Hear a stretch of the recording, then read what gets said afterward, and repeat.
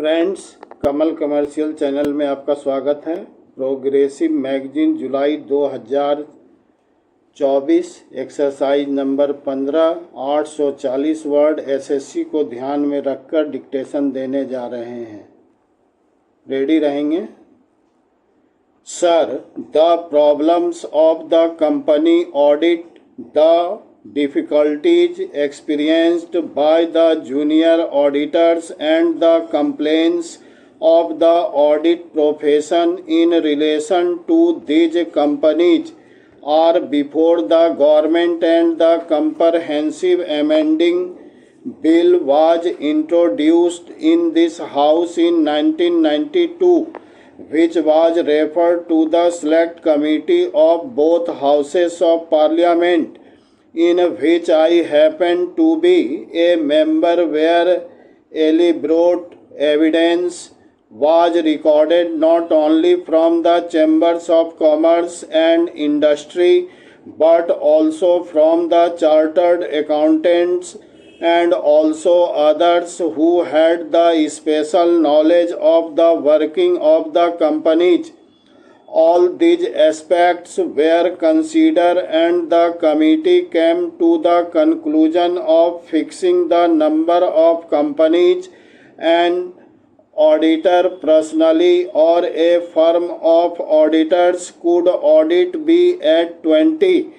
Therefore, the mover could have withdrawn this bill and introduced another after the amendments to the company law came into force.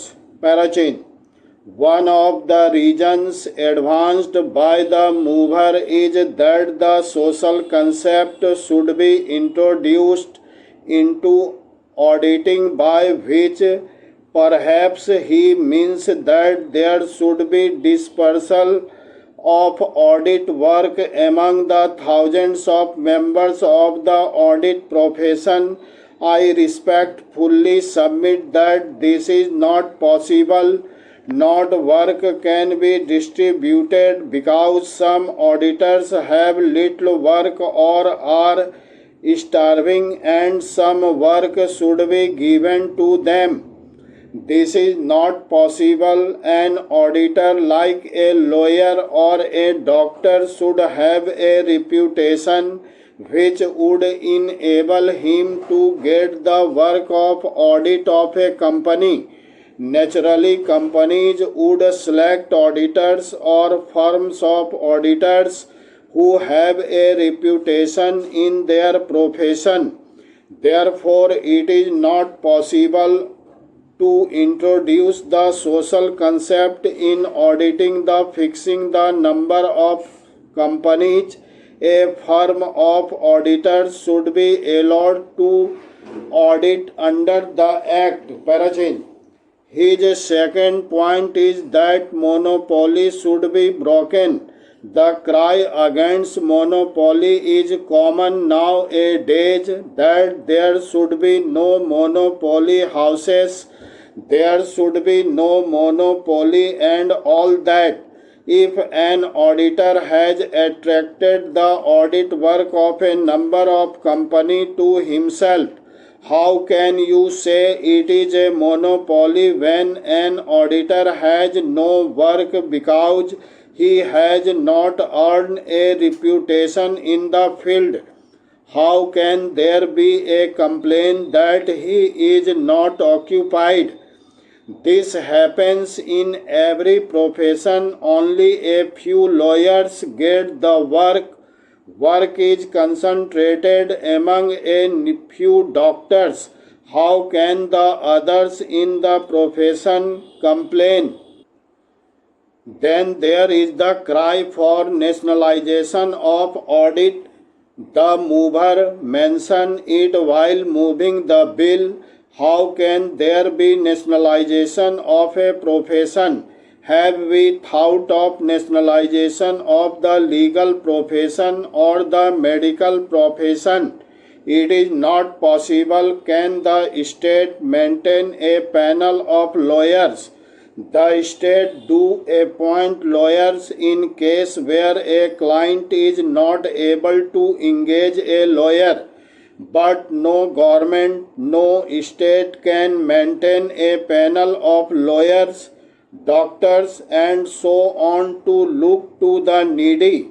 It is not a workable proposition. Nationalization may be a good slogan, but it does not work in relation to certain professions in which the success of an individual depends on his own merit. Parachin.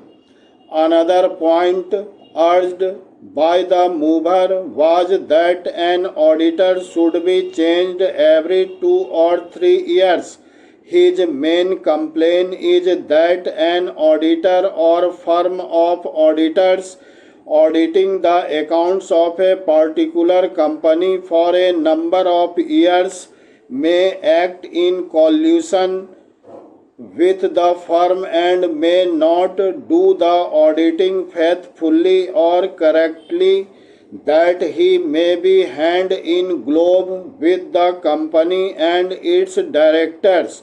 In such cases where a chartered accountant is found to be guilty of misconduct, there are provisions in the Chartered Accountants Act under which action can be taken against him. It takes 2 to 3 years for an auditor to understand the working of a company. All these questions were gone into the joint committee in great detail, and then it was found that no limit could be put. Though the number of company an auditor could audit could be limited, the period during which he should be allowed to audit a company was not found to be capable of limitation as feasible, and that was why it was rejected. Another objection taken by the mover was that all the auditors are in the metropolitan areas. Necessarily, they should be from the metropolitan areas. They should know the working of companies. How can an auditor residing in a small town whose only business is to audit the accounts of small businessmen for sales tax purposes or for the purposes of other commercial taxes be interested with the work of auditing a company's accounts?